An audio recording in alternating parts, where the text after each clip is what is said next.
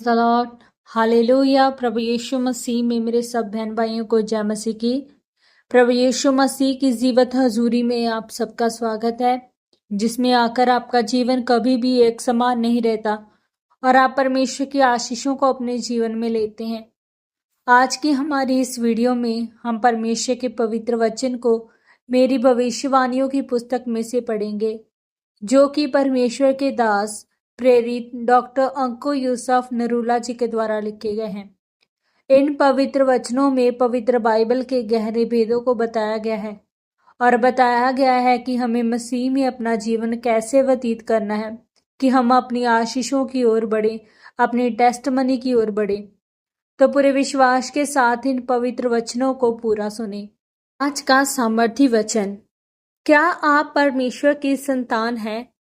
जैसा कि परमेश्वर के पवित्र वचन उत्पत्ति 22 अध्याय उसके 12 वचन में लिखा है, उसने कहा, उस लड़के पर हाथ मत बढ़ा और ना उससे कुछ कर, क्योंकि तूने जो मुझसे अपने पुत्र वरन अपने इकलौते पुत्र को भी नहीं रख छोड़ा, इससे मैं अब जान गया हूं कि तू परमेश्वर का भय मानता है।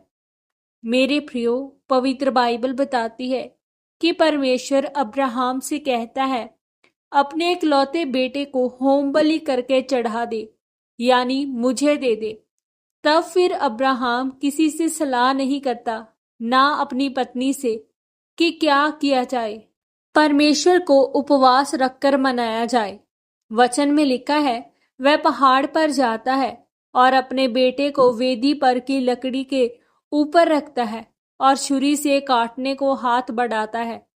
तभी परमेश्वर की आवाज आती है, अब्राहम, अब्राहम, अब मैं जान चुका हूं तू मेरा भय मानता है और मुझसे प्रेम करता है। परमेश्वर अब्राहम से ये बात कब कहता है? 25 साल बाद। अब्राहम उस समय बोल सकता था, परमेश्वर, 25 साल पहले जब मैंने पिता को छोड़ दिया था, घर छोड़ दिया था, तब तूने मुझसे नहीं कहा कि मैं जान गया हूं। मेरे प्रियो, आपका बलिदान, आपका समर्पण साबित करता है कि आप परमेश्वर की संतान हैं।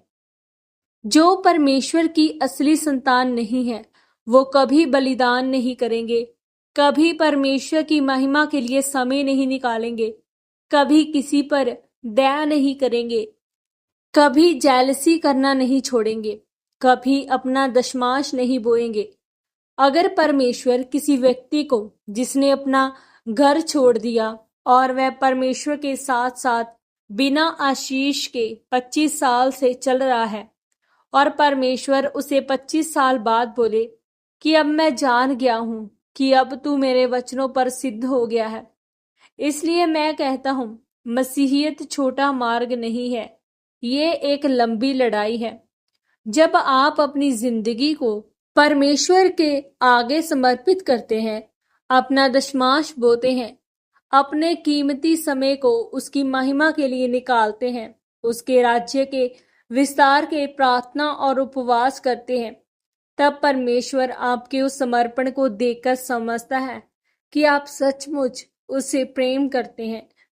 मेरे प्रियो, जो लोग मसीहत में जल्दी रिजल्ट लेना चाहते हैं, वो कभी नहीं ले पाते, क्योंकि वह ये भूल जाते हैं कि परमेश्वर संयम, लंबे समय से संकट झेलने वाला, धीरज रखने वाला परमेश्वर है।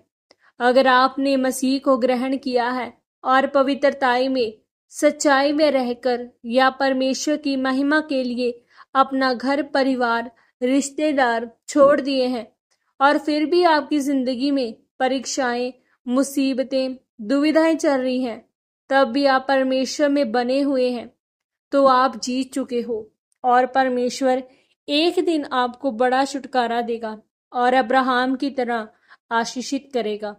आमीन। पवित्र वचनों के अनुसार प्रार्थना। सर्वशक्तिमान परमेश्वर, इस वचन के लिए मैं आपका धन्यवाद करती हूँ। परमेश्वर, मैं ये प्रार्थना करती हूँ, आप मुझे अब्राहम की तरह समर्पण करके बिना आशीष के होते हुए भी आपके साथ सच्चाई में, पवित्रताई में बने रहने की सामर्थ्य दीजिए। प्रभु यीशु मसीह के पवित्र और सामर्थ्य नाम में हम मांगते हैं। आमीन, आमीन और आमीन। इन पवित्र वचनों के पढ़े और सुने जाने के द्वारा और इन पर मनन करने के द्वारा परमेश्वर आप सबको बहुतायत से आशीषित करे। सबको जय मसीह की।